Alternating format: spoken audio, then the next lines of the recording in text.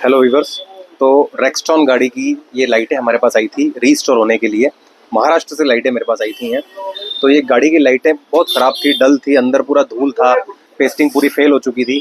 अब आप देख सकते हैं गाड़ी पूरी तरह के, आप लाइटें देख सकते हैं पूरी तरह से रीस्टोर हो चुकी है। शाइनिंग आप देख सकते हैं अंदर, प्रोजेक्टर एकदम क्लीन, रिफ्लेक्टर एकदम क्लीन, हर चीज़ एकदम इसमें क्लीन चमकदार हो चुकी है, कांच एकदम क्लियर हो चुका है, एकदम नई जैसी लाइट का लुक हो चुका है।